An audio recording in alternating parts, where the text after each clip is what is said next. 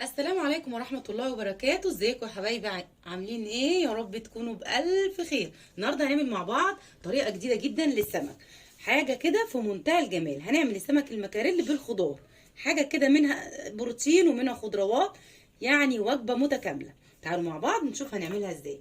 نقول بسم الله الرحمن الرحيم. انا معايا الطاجن بتاعي بالشكل ده، مقطعه بطاطس. طبعا المكونات بتاعتي بطاطس متقطعه طرنشات ومقطعه رفيعه كده عشان خاطر تستوي بسرعه مع السمك. ومعايا برضو جزر مقطعه طرنشات رقيقه بالشكل ده، فلفل رومي وفلفل حامي. الحامي ده طبعا اختياري لو انت عايزاه سبايسي، والفلفل الرومي متقطع طرنشات كده. معايا هنا معلقه توم كبيره، معلقه توم كبيره انا ضربها في الكبه مع قرن فلفل، وحط عليهم التوابل ملح وكمون وكزبره. تمام. ومعايا طبعا ليمون، عصير ليمون على خل. حلو الكلام، كلام جميل. تعالي بقى نشوف هنعمل ايه يا طنط امول. هنقول بسم الله الرحمن الرحيم. الطاجن بتاعي زي ما انتم شايفين كده، هرص فيه البطاطس بتاعتي.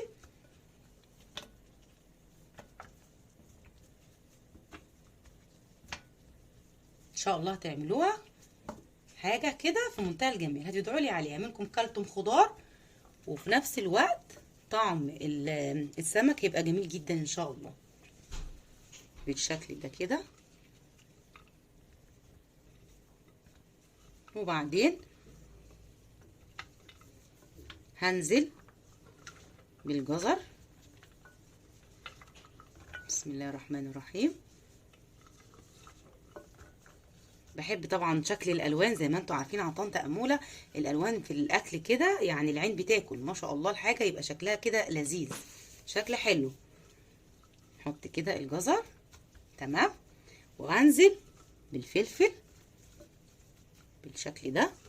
طبعا الكميه اللي ايه على حسب عدد افراد اسرتك. خلاص انا حطيت الخضار بتاعي كله بالشكل ده كده. طيب هتعملي ايه دلوقتي يا طنط اموله؟ هقول لك هعمل ايه. بسم الله الرحمن الرحيم. هشيل بس كام قرن كده اعمل بيهم ديكوريشن في الاخر. حلو الكلام. ولو في طماطم عايزه تحطي طماطم برضو تقطعي طرنشات، تمام، مش هتقول لا. خلاص. هجيب بقى السمك بتاعي الاول، الخلطه بتاعت التوم كده. بسم الله الرحمن الرحيم. انا قلت لك هنا معلقه توم كبيره وحط عليها ملح وقرن فلفل وكزبره وكمون، وضربهم في الكبه. وهنزل ده عصير الليمون على الخل، هحط شويه كده وهقلب. طبعا حاطه الملح على حسب ذوقك، تستطعمي كده تلاقي الملح معقول. ومعلقه كزبره ومعلقه كمون وقرن فلفل حلو كده. ونبتدي نتبل السمكه بتاعتنا. بسم الله. نتبل السمكه من جوه كده، نحاول نعمل فيها زي فتحات كده حتى بالسكينه عشان التتبيله تدخل في كل السمكه بالشكل ده. بسم الله الرحمن الرحيم. هحطها كده في الطاجن. نجيب التانية برضو. استنى بس لما ايه افتحها كده شويه. شايفين؟ عشان التتبيله تاخد السمكه كلها بالشكل ده. حلو الكلام يا سناوله، كلام جميل. طيب في خطوه نسينا نعملها، ان انا هاخد التتبيله بتاعتي كده، هحط شويه ليمون تاني. شايفين؟ هطعم الخضار برضو بتاعي كده بنفس الخلطه اللي انا حشيت بيها الايه، السمك بتاعي. هتلاقي بقى الخضار ده طعمه خطير خطير خطير. هنزل كده بالثوم. بسم الله الرحمن الرحيم.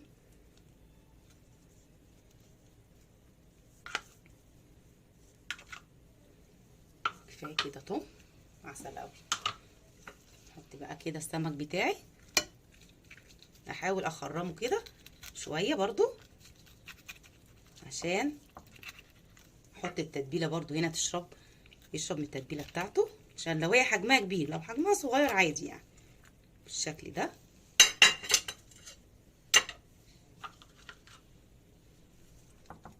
اتبل كده السمك.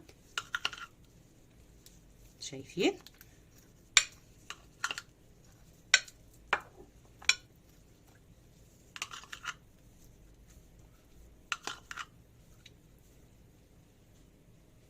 حلو الكلام، كلام جميل. حط الجزرة دي شكلها حلو،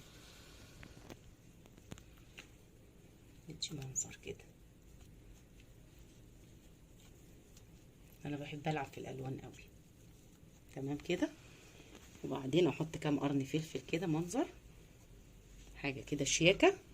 وطبعا زي ما قلت لك لو عايزه تحطي طماطم طرنشات تمام، بس انا عن نفسي كطنط امونه ما بحطش، لكن هي بتحط لها طرنشات طماطم بتبقى برده جميله جدا مع الخضار تحت ومن فوق الوش. حلو الكلام، كلام جميل. احط برده شويه عصير ليمون كده، لان السمك طبعا احنا عارفين روحه الليمون والخل. عصير ليمون كده. وبعدين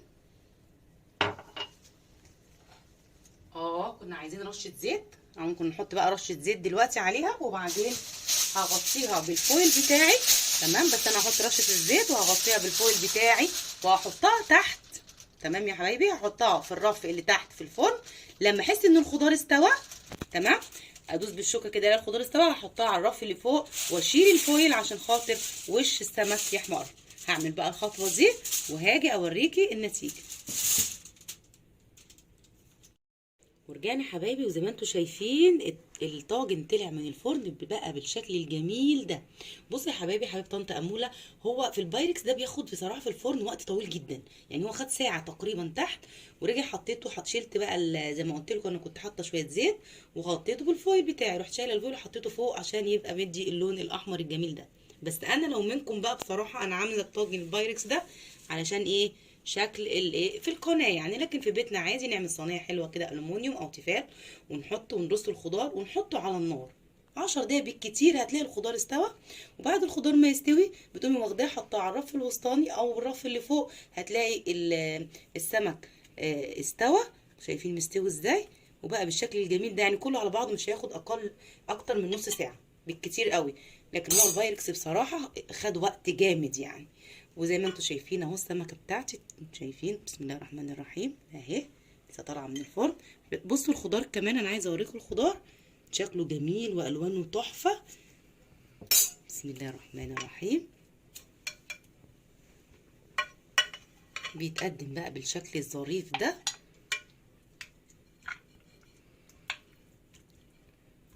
طبعا ينفع في اي عزومه في اي وقت، حاجه كده خطيره خطيره خطيره. هتعملوها وتدعوا طبعا كالعاده لطنط اموله. شايفين الالوان والاشكال؟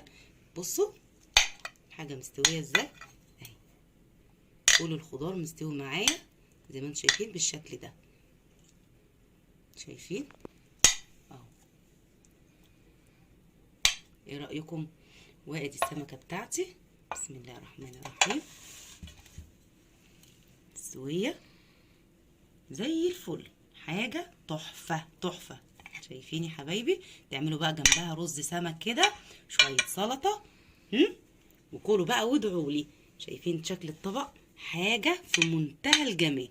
تعملوا جنبه رز السمك اللي انا طبعا عاملاه معاكم قبل كده.